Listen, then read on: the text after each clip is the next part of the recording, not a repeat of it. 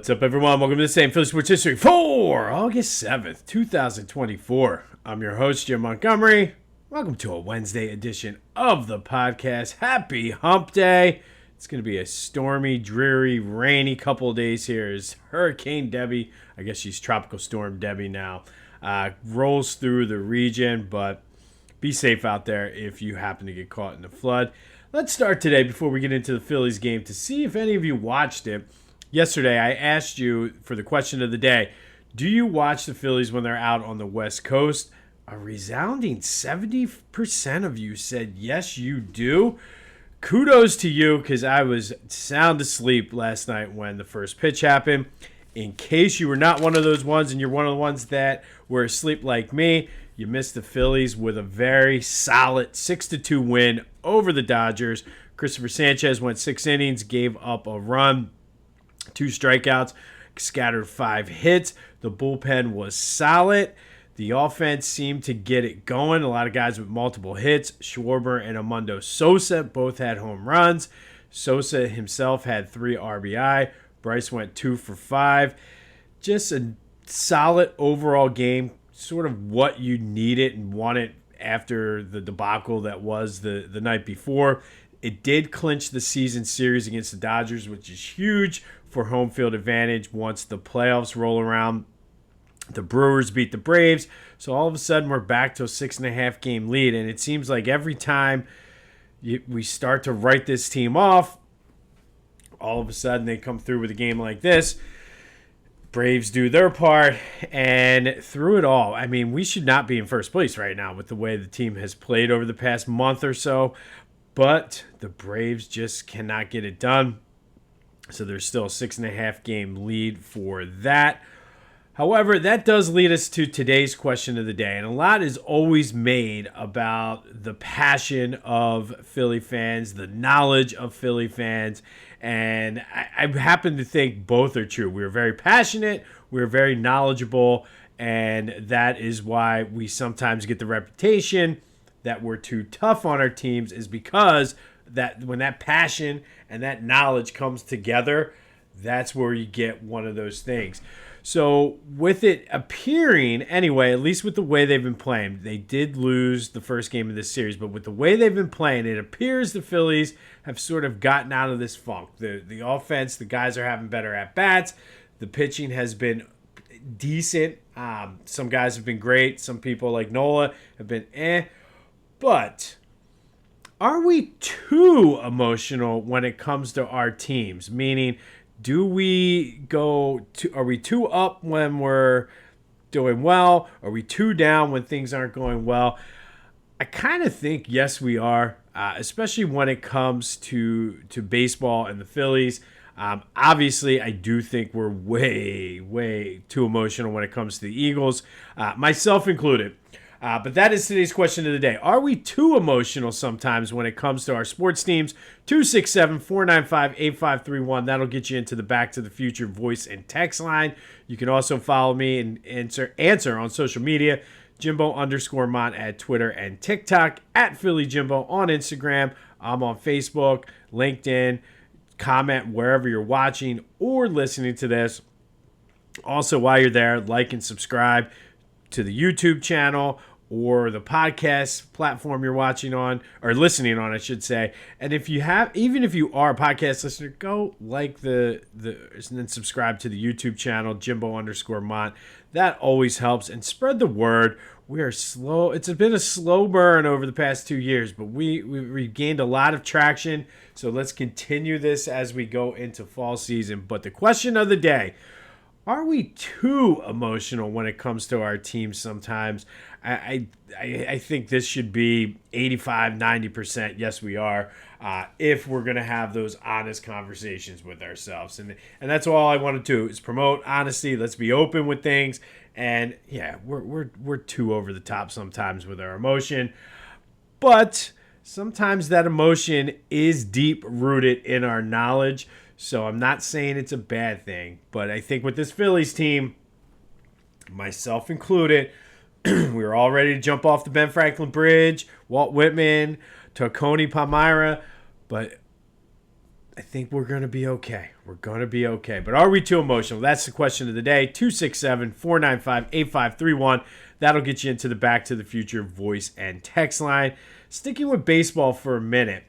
And there is a story developing up in Bucks County. And I mentioned a little bit about this a couple weeks ago. Still trying to figure out the best way that, and if there's anything there to move on and to bring to the podcast. But the Council Rock Newtown Little League team is 1 win away from going to Williamsport and the Little League World Series. I've been watching some highlights and doing some reading on this. The team is dominant. Absolutely dominant. They've won like 17 games in a row. They just beat the Maryland team the other day, 11-1. Setting up the Mid-Atlantic Regional Final for Friday. I believe they will play the winner of the DC-Maryland game. I guess like the Maryland or the Baltimore-DC Metro team or whatever. However they do that. I know each area does it slightly different versus the state of Maryland. And then the other thing is I don't know because they are undefeated. I don't know if they lose, whether they set up another win and get in game because I think a lot of these tournaments are double elimination. But if you get a chance, look at some of the highlights. This team is just amazing. Apparently they've all been playing together, or most of them have been playing together since they've been 7. So they sort of know each other and know what's happening. But kudos to the Council Rock Newtown Little League team for being 1 win away from going to Williamsport. As a kid, I always loved the Little League World Series. I remember one of my favorite, and let me know on either the social media or the Back to the Future voice and text line if you played this game. There was a Little League baseball game in that on Nintendo that I used to love to play, and Texas was always a good team. Pennsylvania was a good team. Canada always had a good team. Chinese Taipei was always a good team. But let me know if you played that game. But I will keep you updated on Friday once that game has been played. And I will double check and get into how the tournament works. I would imagine if every other team gets 2 losses, they would play another game before heading up to Williamsport, or to see who gets to go up to Williamsport. But Council Rock Newtown Little League team on the verge of going to Williamsport, and I, for one, am all about it. Be sure to check out my boys over at the Clashing Conferences podcast, doing great things with baseball, gearing up for their football season. That is available wherever you get your podcasts, as well as on YouTube. And then go to Philly Goat. Get your back-to-school shopping done. And look, if you want to get your kids set up for baseball season playoff season once they go back to school, do some shopping there with the baseball collection. And in honor of Darren Doughton, who the anniversary of his passing away was yesterday, 7 years ago. Hard to believe that's been 7 years, actually, too. The Philly Goat is donating 10% of all sales from baseball-related items to the Darren Doughton Foundation. They have a goal set up. You can check it out on their social media to see. But go to phillygoat.com. Use the promo code Jim Montgomery for 10% off your order. Be sure to use the promo code. It's all one word. That lets Ryan know you're listening. Helps me out, helps you out, helps him out. But check out the baseball collection, and 10% of all of your baseball sales go toward the Darren Doughton Foundation for research for people with, I forget the actual name of the brain cancer he had, but unfortunately it was one of the aggressive types. But 10% of your sales will go to help out for research for the brain cancer with the Darren Doughton Foundation. So anything Phillies baseball, go check it out. phillygoat.com, promo code Jim Montgomery for 10% off. All right, guys. Joe had himself a game yesterday in the Olympics. Only played 12 minutes, but it was enough for him to score 14 points on 5 for 6 shooting, 7 rebounds, an assist, and a block. That's the Joe that we saw dominating early last year. And as long as that's the Joe we're going to get come October, sign me up. But kudos to him. Finally, rough start to him for the Olympics. But he seems like now that I don't know if he's playing himself into shape or what, but he definitely dominated Brazil in the limited time he had yesterday. 14 points, 7 rebounds in 12 minutes. Eagles still gearing up for Friday. They released their unofficial depth chart. I don't really think there were any surprises or shocks on there. And it's also the unofficial depth chart. Anxious to see who's going to get to play on Friday. I am looking forward to seeing some of the young guys on defense and what they're going to do. I don't know. I would love to see Jalen come in for the first team offense, come in for like one series, march down the field, and get the hell out of there. But that still remains to be seen. I'm going to imagine we would know either today or tomorrow what's going to happen. But again, they can always change that up till game time. But that is Friday night. All right, today, since the Phillies won, and I couldn't decide which one of these was the more interesting story, we're going to do a Phillies doubleheader today, a Philly doubleheader Wednesday. Why not? First, we're going to go back to 2000, and on this day in 2000, Ed Wade completed one of the most bizarre series of trades in team history. And on this day, Rob Ducey returned to the Phillies from the Blue Jays as the player to be named later in a trade earlier that week that sent Mickey Morandini to the Blue Jays. Not that crazy, essentially. Hey, you guys want Mickey Morandini? We'll take a player later. That player happened to be Rob Ducey.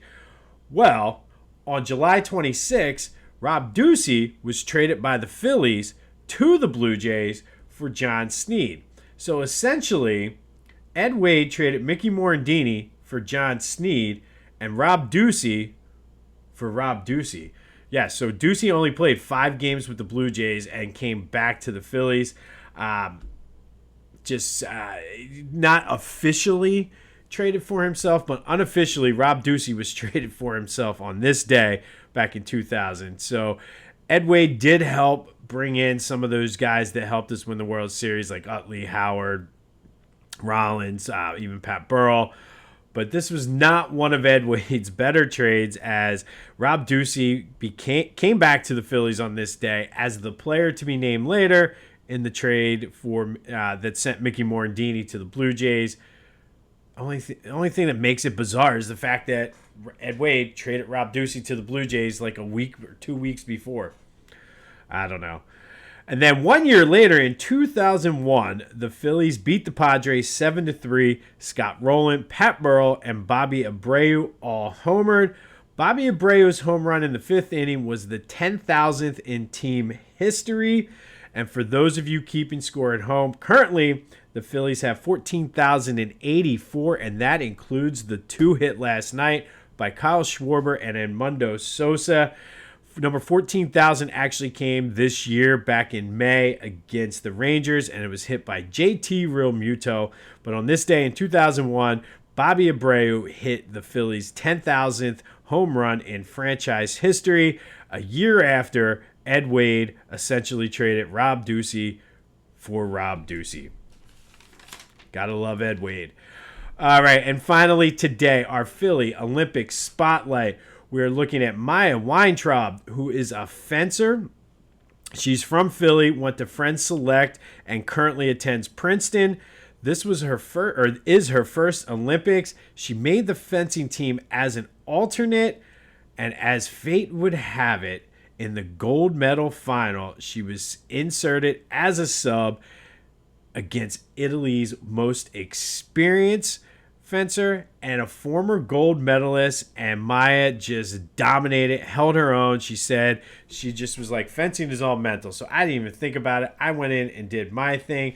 She helped the women's foil team win a gold medal at this Olympics for the first time in team history. So shout out to Phillies, Maia Weintraub, Friends Select, Princeton's own gold medal winner, helping the United States win their first ever women's foil gold medal as a sub late, and got put into a tough situation, but she held her own and dominated, bringing home the gold, making Philly proud, Friends Select proud, and Princeton proud. So shout out to you, Maia, our Philly Olympic Spotlight of the day.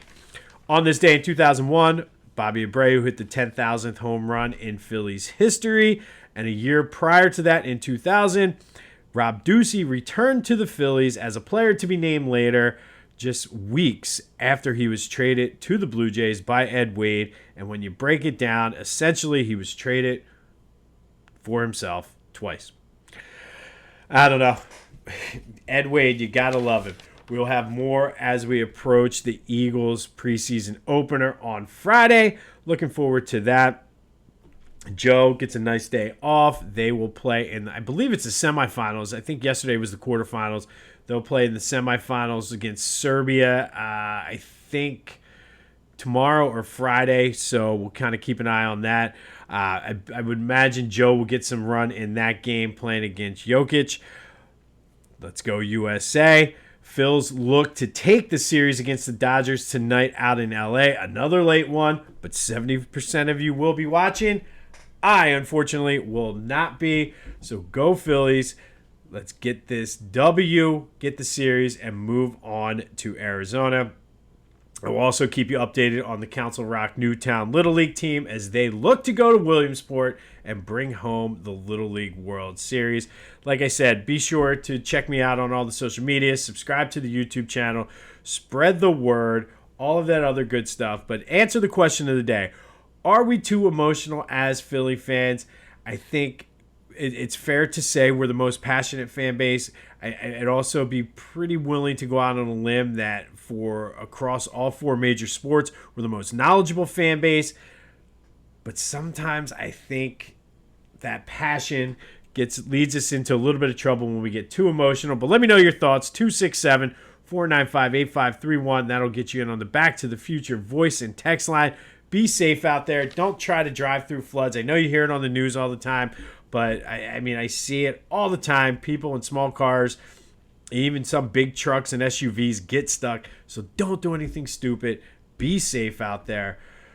Have yourself some Wednesday. This has been This Day in Philly Sports History for August 7th, 2024. I'm Jim Montgomery, and until next time, I'll see you when I see you.